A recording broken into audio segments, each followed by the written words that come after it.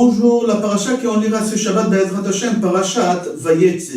Dans notre paracha, dans Perek Lamed Aleph, Pasuk Lamed Bet, c'est marqué là-bas, au moment que Lavan, il est venu, il a rattrapé Yaakov, il lui a dit, Im asher timtsa et Elohecha lo yichye. Lavan demande à Yaakov, pourquoi tu es parti, pourquoi tu t'es sauvé? Ok, Akadosh Baruch Hu, il lui a dit la veille de ne pas parler avec Yaakov de ce sujet-là, mais tout de suite il a changé de sujet, et il lui a dit, mais pourquoi tu m'as volé mon Dieu? Pourquoi tu m'as volé mon Dieu?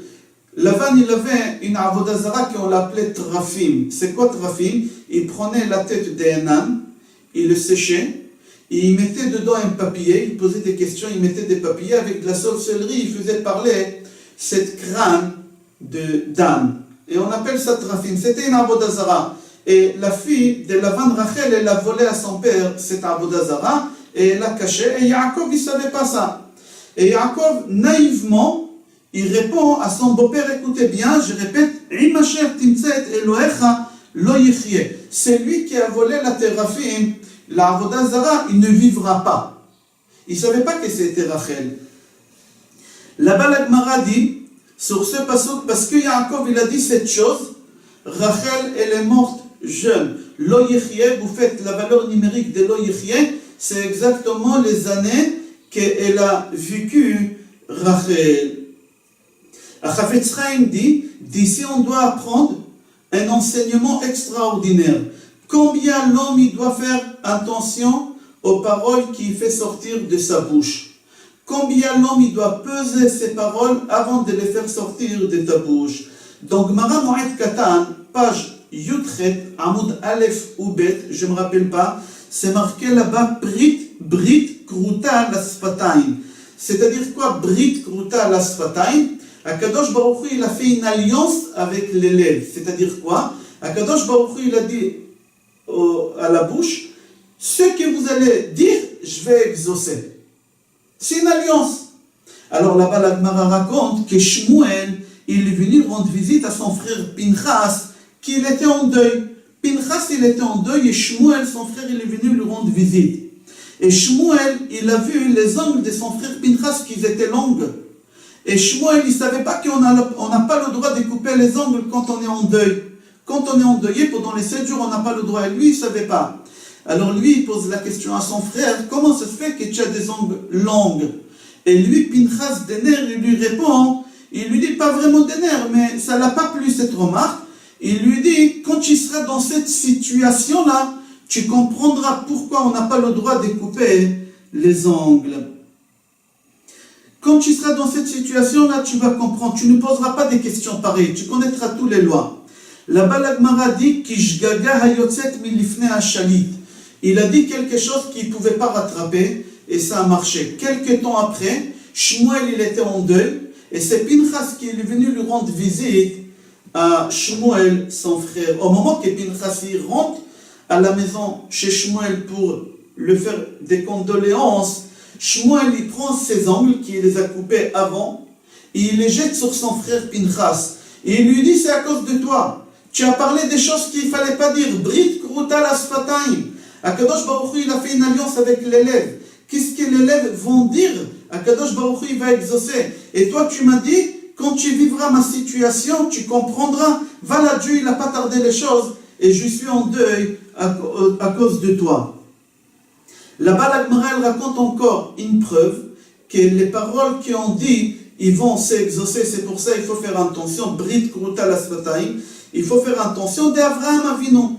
Au moment qu'Avraham Avinu, il est parti sacrifier son fils, au moment qu'il est arrivé là-bas, il a dit aux deux enfants, c'était Eliezer et Ishmaël, il leur a dit comme ça, Shvu lachem po im achamor, ve'ani ve'anar nelcha atko ve'nishtachave ve'nashuva alechem. Il leur a dit, vous allez rester ici avec l'âne, vous allez nous attendre.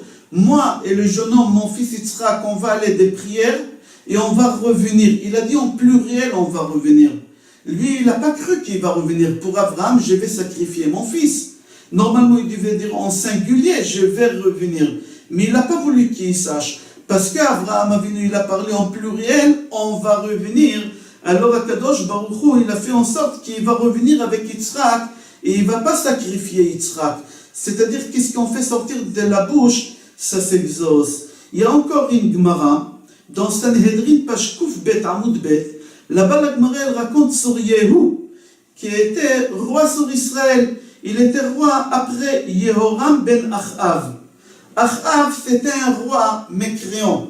Il était très très méchant. Il a fait beaucoup d'idolâtrie. Il n'y en a pas quelqu'un comme lui qui a fait du mal, et il a fait souffrir, et il a fait des idolâtries dans le peuple juif comme Achav. Au moment qu'Achav il meurt, c'est Yehoram qui prend sa place. Yehoram, c'est marqué là-bas, il y a le prophète qui est venu, et il a couronné Yehu. Yehoram il est mort, le fils d'Achav, et il y a le roi qui l'a couronné Yehu pour roi. Il a ordonné à Yehu de tuer toute la famille d'Achav. Toute la famille d'Achav, il faut les tuer. Et là-bas, la Gemara, elle raconte qu'il a tué toute la famille. Mais comment il a tué toute la famille? Regardez ce qui s'est passé. Yehu, il fait sortir des annonces dans toute la ville, et il dit là-bas, Achav, il a fait l'idolâtrie peu.